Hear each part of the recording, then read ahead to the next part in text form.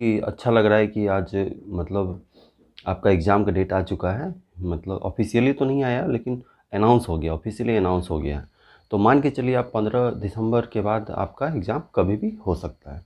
तो उसी अनुसार हमारा स्ट्रैटेजी भी उसी तरह होना चाहिए। ये स्मार्टली काम करेंगे। हर जगह से आप ज्ञान लीजिए, कहीं से भी आप ले सकते हैं। चाहे किताब से लीजिए या फिर यूट्यूब से लीजिए या फिर कहीं से लीजिए या फिर इंटरनेट से, मतलब कहीं से लीजिए, लेकिन आपको स्मार्टली काम करना है। ये नहीं कि बस कहीं पे कुछ भी दे रहा है बस हम उसको ले रहे हैं, ऐसा नहीं करना है।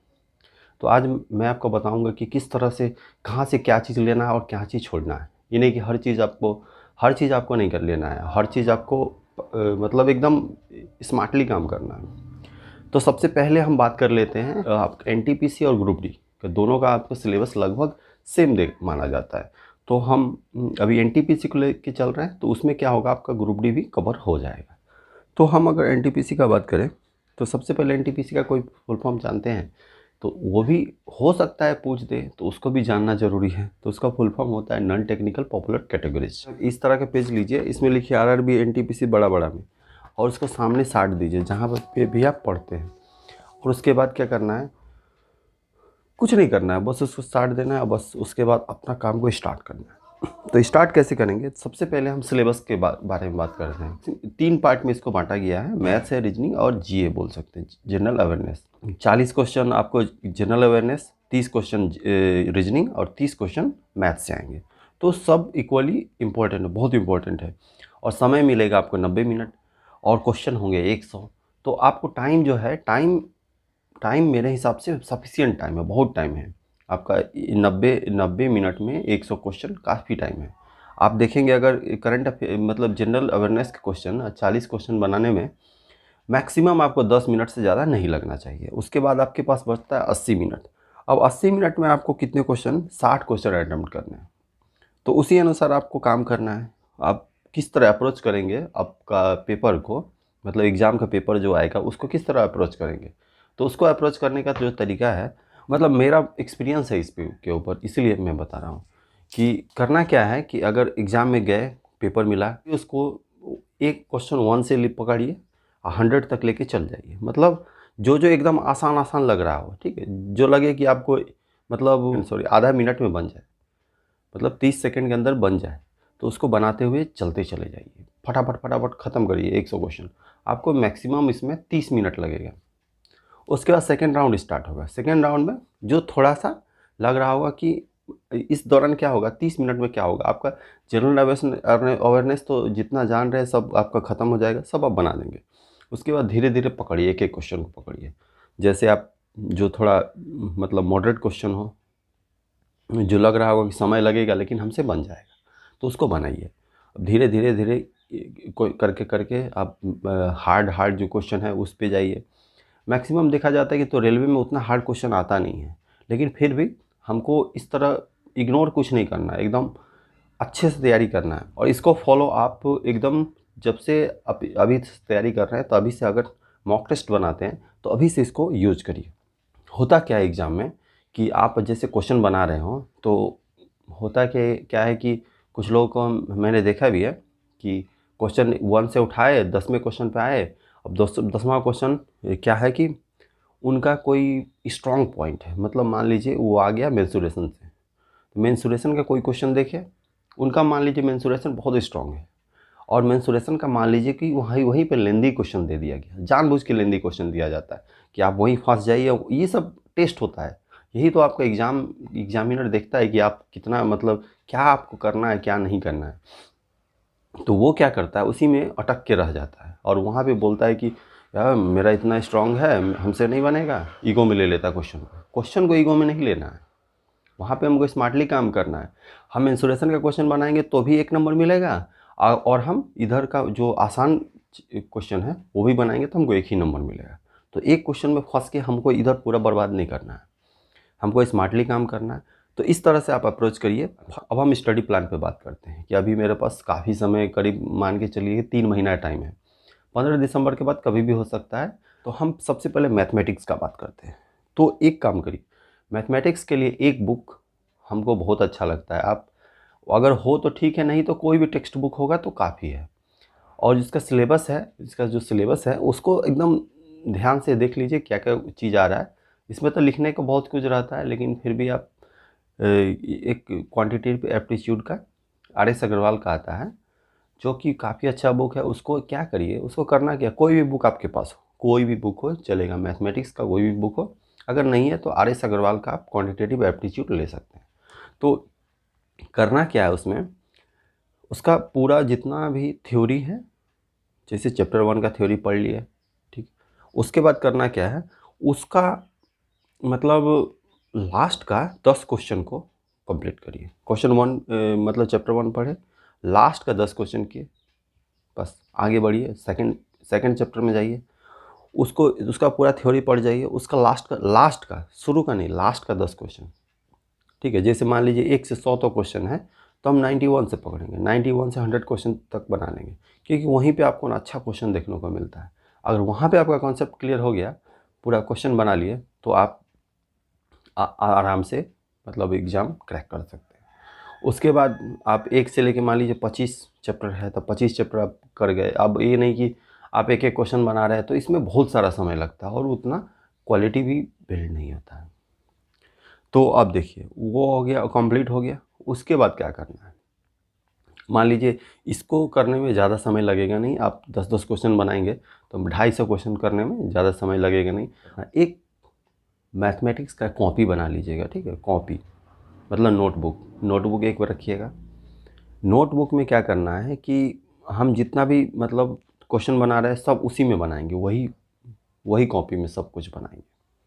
मैथमेटिक्स का और रीजनिंग का आप एक ही कॉपी रख सकते हैं, अलग अलग भी कर सकते हैं आपका, लेकिन मेरे हिसाब से एक ही कॉपी रखिए। मैथमेटिक्स और रीजनिंग का दोनों एक ही चीज़ है, कोई अलग चीज़ नहीं है। तो मैथमेटिक्स स्टार्ट किए। अब मान लीजिए आपको कोई फार्मूला या फिर कोई चीज़ आपको लग रहा हो कि बहुत इंपॉर्टेंट है, बस उसको लिखिए और इस तरह करके घेर दीजिए। देखिए इस तरह करके घेर दीजिए उसको रेड पेन से या फिर कोई अलग पेन से, जिस पेन से लिख रहे हैं उस पेन से नहीं, दूसरा पेन से घेर के रख दीजिए, क्योंकि अगली बार जब भी कॉपी उल्टाएं तो वो उस पर आपको एकदम नज़र जाए। उसके बाद क्या करना है, आप एक एप्लीकेशन आता है, आप लोगों के पास सब स्मार्टफोन वाले हैं, तो एक एप्लीकेशन आता है आपको, टेक्स्ट बुक, बहुत ही अच्छा एप्लीकेशन है। आप ऐप है, आप इसको प्ले स्टोर से डाउनलोड कर लीजिएगा। जैसे टेक्स्ट बुक खोलें, उसके बाद जाइएगा आप रेलवे में, रेलवे में मैं देखिए यहाँ पे दिखा भी देता हूँ। उसके बाद जाएंगे रेलवे में, रेलवे के बाद जाएंगे क्वांटिटेटिव एप्टीट्यूड में। उसके बाद क्या करेंगे, उसमें भी क्या करना है आपको, उसमें करीब 14 चैप्टर दिया हुआ है, तो उसका क्या करना है, उसका भी लास्ट 10 क्वेश्चन को पकड़िए, उसको बनाइए, ख़त्म करिए। वो ये हो गया आपका मैथ्स का पूरा कंप्लीट। रीजनिंग के लिए क्या करना है, एक कैसे आपके पास कोई भी बुक हो, लुसेंट का हो या अरिहंत का हो, कोई भी चलेगा, लेकिन अरिहंत का बुक काफ़ी अच्छा आता है। आप कोई भी बुक हो, ख़रीदना नहीं, अगर है तो ख़रीदना नहीं है। उसको क्या करिए, उसको एक एक सब टॉपिक जो जितना भी आता है ना, उसको एक बार ऐसे ही पकड़ के देख लीजिए। एक से एक चैप्टर 1 उठाए, तुरंत ख़त्म किए, उसको आगे बढ़ाए, 1-2 क्वेश्चन देख लिए, ज़्यादा नहीं देखना, 1-2 क्वेश्चन देखे, काम ख़त्म। रीजनिंग उतना टफ चीज़ नहीं है, लेकिन थोड़ा सा प्रैक्टिस मांगता है। रीजनिंग आप नहीं भी पढ़े हुए हैं ना, मतलब नहीं चैप्टर ऊपर नहीं भी पढ़े हुए हैं ना, तो रीजनिंग आप आसानी से बना दीजिएगा, बस ब्रेन का उसमें खेल होता है थोड़ा सा। तो जनरल स्टडी के लिए मेरे हिसाब से ट्रेडिशनल बुक जो आता है आपका लुसेंट, मेरे लिए सबसे बेस्ट किताब है। हम उसको सबसे बेस्ट किताब मानते हैं और सब लोग भी रिकमेंड भी करेंगे आपको लुसेंट ही पढ़ने के लिए। तो लुसेंट पढ़ने के लिए आपको करना क्या है, देखिए अब ये नहीं कि आप अलग से नोट्स बनाने लगे, तो नोट्स फोट्स कुछ नहीं बनाना है। जो लुसेंट जो किताब होता है, लुसेंट जो आपका किताब होता है, ये खुद में एक बहुत बड़ा नोट्स है। ये खुद ही तो छाँट के लिखा गया है, नहीं तो अगर इसमें अगर हिस्ट्री ज्योग्राफी सब घुसाया जाए तो हमको लगता है ग्रंथ बन जाएगा। तो ये सब एकदम निचोड़ के बनाया हुआ है। कोई भी लाइन मान लीजिए इम्पोर्टेंट लगे, उसको ड्रॉ कर दीजिए, मतलब वो जो क्या आता है आपका हाइलाइटर जो आता है, हाइलाइटर से हाईलाइट कर दीजिए और उसको या फिर पेन से नीचे मतलब अंडरलाइन कर दीजिए। मान लीजिए कोई इम्पोर्टेंट लाइन लगे आपको बाहर से, तो उसको क्या करना है, बुक के ऊपर देखिए इस तरह करके लिख देना है, बुक के ऊपर, नीचे, इधर साइड में, जहाँ मन वहाँ, मतलब एकदम किताब में इस तरह रखिए कि आप एक बार देखिए तो आपको याद आए कि अरे ये चीज़ हम इसके लिए लिखे थे। तो विदिशा आप देखिएगा कि किस स्टेट में है, किस राज्य में है या किस राज्य में था, तो वो आपको एक आइडिया लग जाएगा कि मतलब। और एक बात, ज्योग्राफी कभी भी पढ़िए, ज्योग्राफी तो हमेशा हमेशा छोटा सा मैप या बड़ा सा मैप आपके सामने होना चाहिए। ज्योग्राफी हमेशा पढ़िए मैप से, कि ज्योग्राफी क्या है ना, कि आपको ऐसा चीज़ है कि आप इसमें मैप से अगर पढ़ते हैं तो ज्योग्राफी आपके लिए बहुत आसान हो जाएगा। और मैप आपका एकदम क्लियर होना चाहिए, टू द पॉइंट होना चाहिए। वर्ल्ड मैप और इंडिया मैप, दो मैप एकदम रखिए कंफर्म। जैसे भी कोई क्वेश्चन आता है, मान लीजिए आपका एशिया का बात कर रहे हैं तो एशिया कितना पार्ट कवर करता है, और आपको आ जाए आर्टिक ओशियन कहाँ है, अंटार्कटिक ओशियन कहाँ है, पैसिफिक ओशियन कहाँ है, तो ये सब का आपको डायरेक्ट लोकेट कर सके कि ये चीज़ यहाँ पे, ये चीज़ यहाँ पे है। तो आप मैप एकदम कंपलसरी है उसके लिए, ज्योग्राफी के लिए। साइंस की बात करें तो साइंस का तैयारी कैसे करना है, तो सबसे ज़्यादा आपको ध्यान देना है फिजिक्स पे, उसके बाद केमिस्ट्री पे, उसके बाद मैथ, उसके बाद बायोलॉजी पे। फिजिक्स, केमिस्ट्री और बायोलॉजी सब में एकदम वही आपको लूसेंट बुक यूज़ करिए, लूसेंट जो नॉर्मल बुक आता है, ठीक है, यही बुक यूज़ करिए। इसी बैग का जो जितना भी साइंस वाइंस है सब को पकड़ के उसी को तैयारी करिए। ज़्यादा आप लोगों को कुछ नहीं करना है। आप लोगों को बहुत सारा भरमाने वाला आदमी मिलेगा कि ये पढ़ो, यूँ पढ़ो, यार ये पढ़ने लगिएगा तो हज़ारों किताबें पढ़ते रह जाइएगा। और बहुत सारा चैनल पे आपको देखिएगा मैराथन क्लास चलाएगा 8-8 घंटा का, 12-12 घंटा का। तो वो सब चीज़ आपको एकदम चूज़ी होना चाहिए, मतलब आपको पता होना चाहिए कि हमको क्या लेना है और क्या नहीं लेना है। फिर सबसे इम्पोर्टेंट पार्ट हम मानते हैं, अगर आपका ये रेलवे एग्ज़ाम को क्लियर करने में सबसे अहम रोल जो आपको अदा करेगा वो करेगा करंट अफेयर्स। क्योंकि सब कुछ का सब लोग तैयारी कर चुके हैं। ये करंट अफेयर्स एक ऐसा चीज़ होता है जो आप लोग मतलब इस पे एकदम खास ध्यान दे सकते हैं और इसको आप ग्रैब कर सकते हैं। मतलब बहुत अच्छा पार्ट होता है, और कम से कम हम मान के चलिए 15 से 20 क्वेश्चन मान के चलिए मेरे हिसाब से आना चाहिए। 15 से 20 तो आएगा ही आएगा, ये लेक्चर वो लेक्चर। तो वो क्या होता है, वो आप उस समय सुन लीजिएगा और बाद में मिस हो जाएगा। तो इसके लिए क्या करिए, इसके लिए भी एक नोटबुक बनाइए। अब देखिए अब करना क्या है आपको। अभी जैसे क्या चल रहा है, अभी सितंबर चल रहा है, तो आप बैक मंथ मतलब आप अगस्त का, अच्छा एक कॉपी बनाइए, कॉपी में लिखिए, मतलब कॉपी बोले तो नोटबुक, मतलब कॉपी के ऊपर यहाँ पे अगस्त 2020। अब उसके नीचे से पॉइंट बाय पॉइंट, मतलब स्टार मार्क करके या फिर पॉइंट करके, जो भी करके आप लिखिए। पहले तो करंट अफेयर्स का जो भी पार्ट है आप उठाइए एकदम, आप उठाइए। जैसे आप अगस्त का ले रहे हैं तो अगस्त का लीजिए, तो 1 अगस्त से स्टार्ट करिए और 31 अगस्त तक कंप्लीट हो जाना चाहिए। अब जो भी करंट अफेयर्स का जैसे एक पार्ट लिखें तो उसका एक स्टैटिक जीके होता है। स्टैटिक मतलब होता क्या है, जैसे मान लीजिए आप पढ़े कि प्रणब मुखर्जी का अभी हाल ही में हुआ था, देहांत हुआ था, तो आपको प्रणब मुखर्जी जी के बारे में भी थोड़ा सा पढ़ लेना है कि प्रणब मुखर्जी कब, मतलब उनका कुछ बायोडाटा जो है, कुछ थोड़ा सा बायोडाटा जो इम्पोर्टेंट लग रहा है आपको, उसको कलेक्ट कर लीजिए कि कब आपका राष्ट्रपति बने थे, और कब मतलब क्या मैं राष्ट्रपति थे, यही सब मतलब छोटा छोटा जानकारी आपको उनके बारे में होना चाहिए। उसी तरह स्टैटिक जीके यही होता है। स्टैटिक जीके वो होता है जो चेंज नहीं करता है। तो आप 1 अगस्त से उठाए 31 अगस्त तक कंप्लीट, चलो इसको हटाओ। अब इसको कहाँ से पढ़िएगा, सबसे बड़ा सवाल। मेरे हिसाब से सबसे अच्छा जो है, सबसे अच्छा हम अपने टाइम में भी आप जमाए थे और अभी भी हम देखते हैं कि करंट अफेयर्स के लिए सबसे अच्छा जो आपको आता है, आप एट गूगल क्रोम खोलिए, गूगल में जाइए, गूगल में जाके लिखिए जीके टुडे करंट अफेयर्स अगस्त 2020 लिख दिए। उसके बाद आप लिखिएगा, वो हो गया आपका अगस्त का हो गया।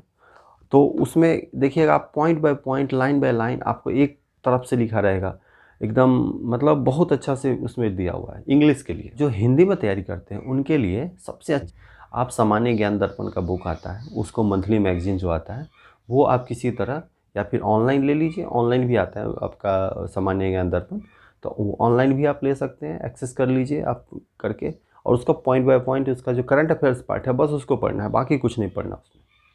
करंट अफेयर्स का पार्ट जो है आपका सामान्य ज्ञान दर्पण से पढ़िए और बाकी कुछ नहीं करना है।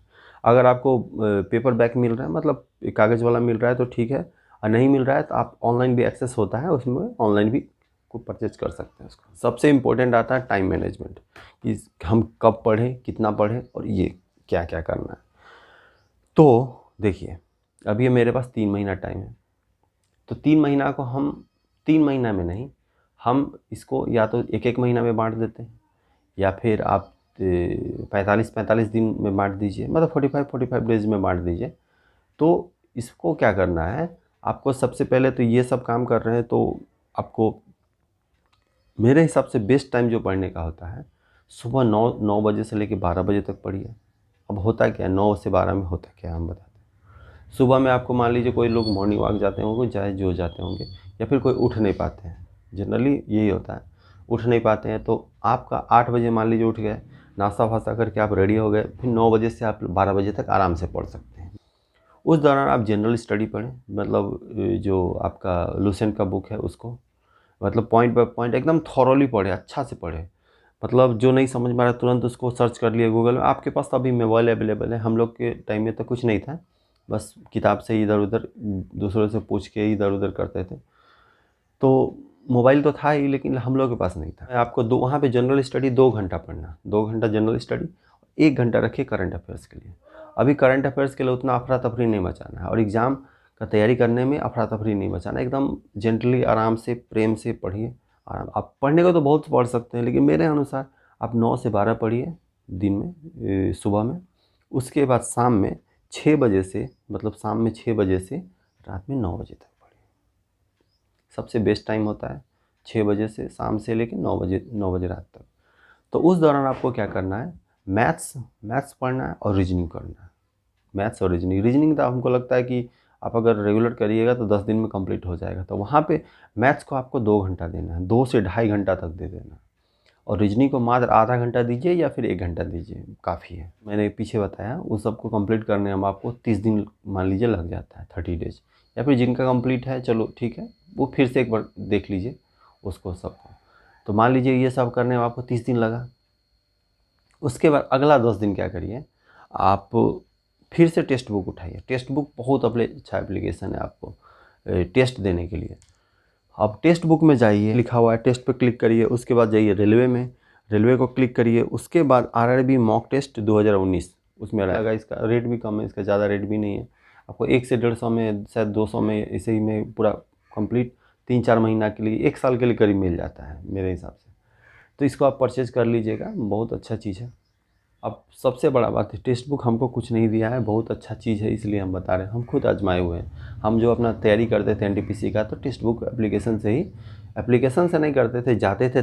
मतलब आपका इसका डेस्कटॉप पे भी आप खोल सकते हैं, मतलब लैपटॉप, या फिर आप साइबर कैफ़े में जाके भी खोल सकते हैं। तो हम साइबर कैफ़े में जाके इसका टेस्ट परचेज करके रखे हुए थे। और कि इसको आप 30 से 40 दिन में इतना चीज़ को कंप्लीट करते हैं तो आपको क्या होगा, एक आइडिया लग जाएगा कि एग्ज़ाम में क्या आता है, क्या पूछता है, क्या नहीं पूछता है। और जो मॉक टेस्ट देंगे तो वहाँ पे क्या करना है, 5 ठो तो आप देंगे। हर दिन एक मॉक टेस्ट देना है, ज़्यादा नहीं देना, एक मॉक टेस्ट देना है और उसका फुल एनालिसिस करना है, एक एक क्वेश्चन का एनालिसिस करना है। हल्दीघाटी युद्ध कब हुआ था, वो हुआ।